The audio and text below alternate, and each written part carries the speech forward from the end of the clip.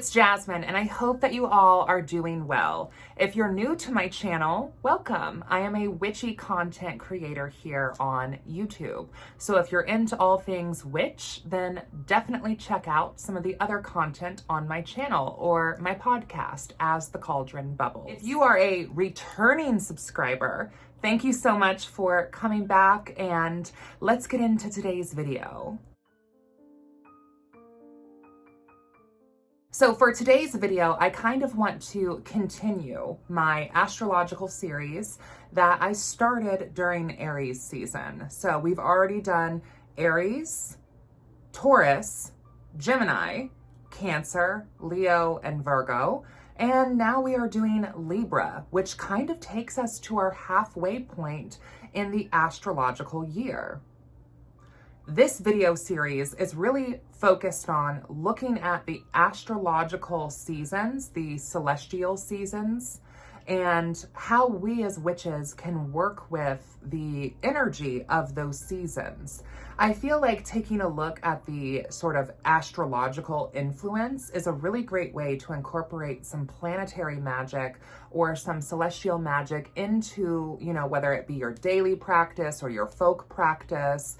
I feel like it's a really good way. And I personally subscribe to the idea that magic follows the path of least resistance. So I take that and I interpret that as, if I am weaving magic in correspondence with, of course, my own will, but also the universal currents that are currently flowing, then it's more likely to manifest. And from my experience, that's true. So in this video, we're going to be talking about Libra season, all things Libra. I'm not necessarily going to be talking about Libra suns. That's not the point of this series. Like I said, we're looking at the astrological season and what it means for us as witches. If you are interested in more astrological information like that, there's a ton of free videos that you can find here on YouTube about astrology and sun sign astrology if you're interested. And if you check out my links down below, I have a link to my Patreon where you can take all of my occult courses through a monthly subscription, and astrology is one of those courses. So like I had mentioned earlier, Libra kind of falls at the halfway point in the astrological year. Our year in astrology starts actually at the spring equinox when the sun enters the first degree of Aries. That is that cardinal fire sign that marks the new year on an astrological level. And Libra is a cardinal air sign, and this is kind of marking the halfway point. Our astrological year will end with the mutable sign of Pisces, and that will be kind of the end of the astrological year. So right now we are smack dab in the middle of the year, astrologically speaking, which puts us at a place of a lot of potential, but also a lot of reflection, because we can kind of look back over the astrological year and look back at our workings, look back at what we've done, and kind of reflect on that. And so I know that where I live here in the States, reflection and gratitude during this time of year are big things that are kind of focused on with the holidays and everything, fall starting to kick up. The runic symbol for Libra kind of looks like an equal sign, but the top part of the equal sign is bent upwards. And that's because it's supposed to kind of mirror a setting sun. So if you kind of picture that symbol, I'll see if I can put it over here.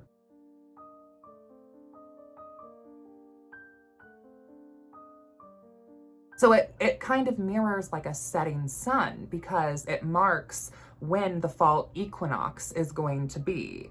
It is not astrologically the fall equinox until the sun enters the sign of Libra, which marks Mabon, I'm terrible at pronouncing that, the fall equinox. That's when this is marked. The fall equinox is an actual event that takes place, so it's not always going to be on the same day every year. One year it might be the 20th or the 21st.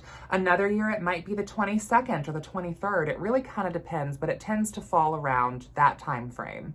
The planetary body that rules Libra, because all 12 zodiac correspond to a planet in modern astrology, and so Libra's planet is going to be Venus, which means that Libra and Taurus share a planetary aspect. Taurus, we have already talked about, and I've made a video about that, so if you're interested, you can go check that out, as to how we can look at the planetary body of Venus through the scope of the second house of Taurus. But in this video, we're going to be looking more from a seventh house perspective, which would be the house of Libra within a natal wheel. So the seventh house is Libra's house. Remember, I've talked about this in some of the other videos when we're looking at like an astrological chart, be a Saturn return, a solar return, a natal wheel, whatever it might be, a synastry. The wheel on the outside of the chart is going to be the zodiac wheel. And then the wheel on the inside of the chart is the wheel of houses. And the zodiac wheel spins. So the outside wheel spins while the inner wheel of houses is static. So the first house is always going to be on the left near where the AC is. And then it goes down, you know, from that left-hand side to right going down, almost forming like a crescent moon pointing up. And it's going to end at that seventh house. The seventh house is the house of partnerships and marriages. It can very much be like romantic relationships, but it can also just be partnerships in general.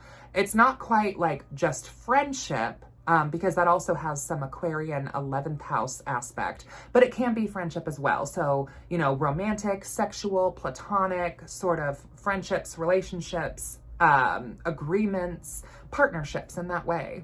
Seventh house is kind of thought to be like the house of love, the house of emotional connection. So whenever you're looking at a chart, you're going to want to pay attention to what planets are occupying the seventh house.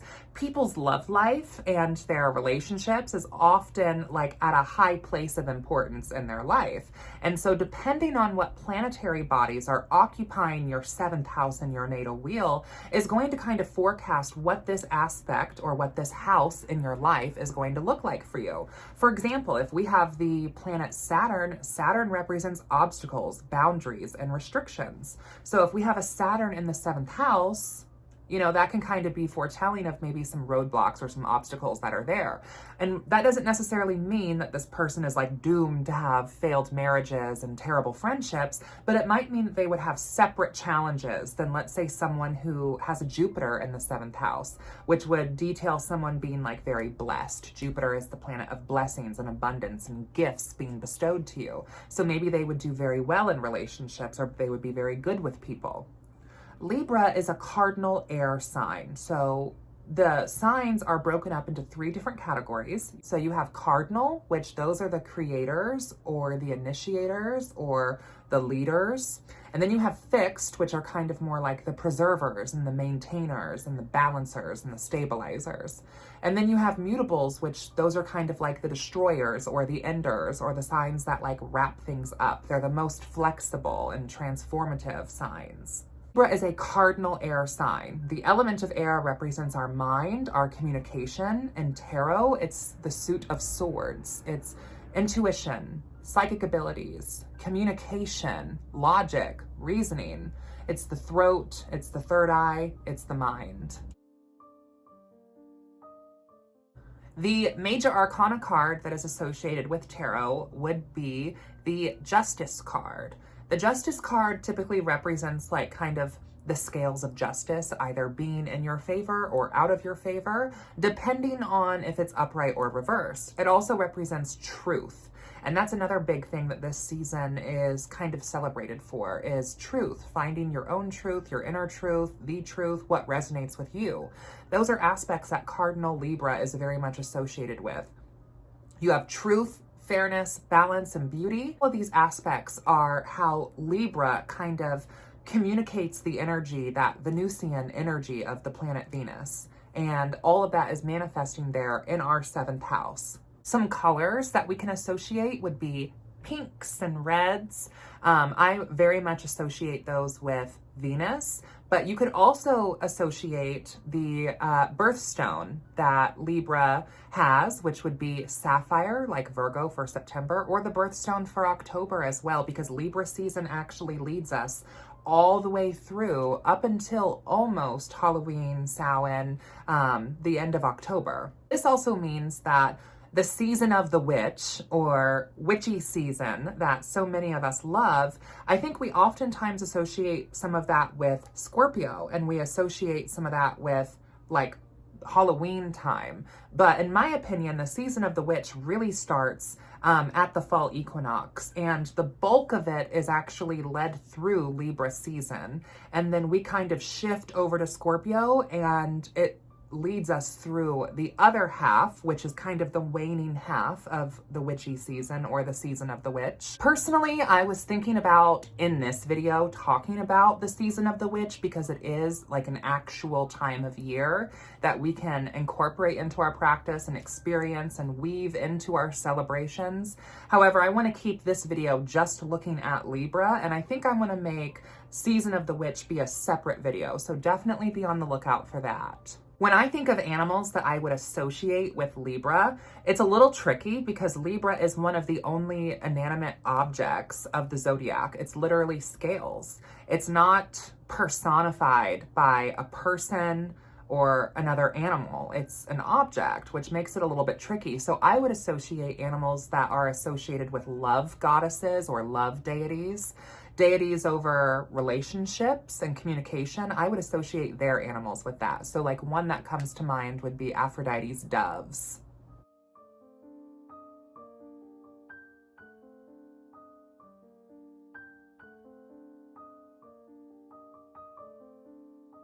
When I'm thinking of the magic of Libra, I'm thinking about bringing illumination and truth to situations, uncovering answers that might be hidden, and developing beautiful things. So making yourself more beautiful, or finding beauty in your relationships, love and romance, partnership. All those aspects are great ways to sort of weave your magic during Libra season.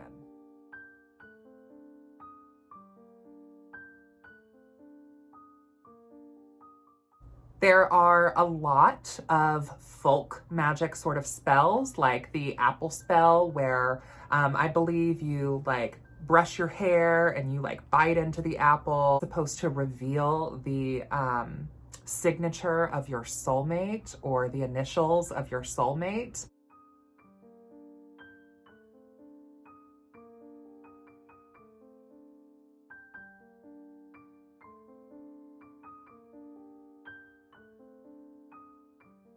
There's also a lot of apples that are used in love spells.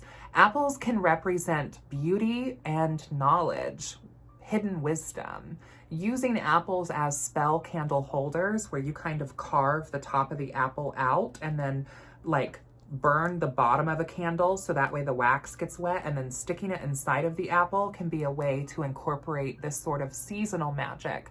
I live here in the Midwest of the United States and the Northern Hemisphere, where it is very much now autumn. And in years past, around my birthday, it's been like up in the 90s still here in the Midwest. But this year, as soon as Libra season kind of came in, it definitely dropped a few degrees cooler, and I can feel the shift in the air. To me, because I'm a Northern Hemisphere witch, this kind of marks when I start feeling like the veil starting to like thin. And I know that there's a lot of jokes that the veil has been just totally blown open, and to some degree, I think that that's true, but there's a separation for this time of year. There's like a chill and a crisp, and like truly there's magic in the air this time of year that I just don't experience during winter or spring or summer. I think autumn has its own sort of energy of it, and I feel like Libra season kind of leads us to and into that because it is the initiator of the season. It's the leader of fall. And when I think of like scents as like incense or oils that you could wear to kind of incorporate some of this energy, remember that Libra is ruled by Venus. So anything that's Venusian is going to be associated with this sign. So things like rose, geranium, sandalwood, those would be some great scents to incorporate into your practice. Whether you wear them with intention, like magical perfumes and elixirs, or whether you burn them, during your workings to incorporate some of that energy into your spellcraft. Those are also great ways to incorporate the powers of Libra into your magical workings. I would think about, your astrological year and spend some time reflecting back on where you have come from the spring equinox, and take a look at yourself and take a look at your own practice and your own magic and see how it's been serving you. What is it that you are working on manifesting? What have we manifested already? What has not come to pass? This kind of marks this agricultural aspect of the reaping. So taking a look at, what has come into fruition, like this 10 of Pentacles, what has come into fruition, what have we harvested, versus what do we still need to tend to, and what are we going to be reaping during this harvest season, are all ways for us to kind of also incorporate the energy of fall and autumn and the harvest. Rituals around love and beauty are definitely fitting for this time of year.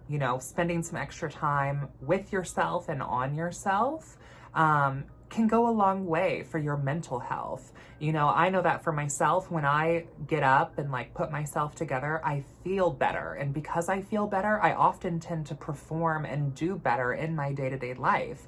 And so beauty is very much subjective, but taking care of yourself is something that other people are going to see and are going to witness.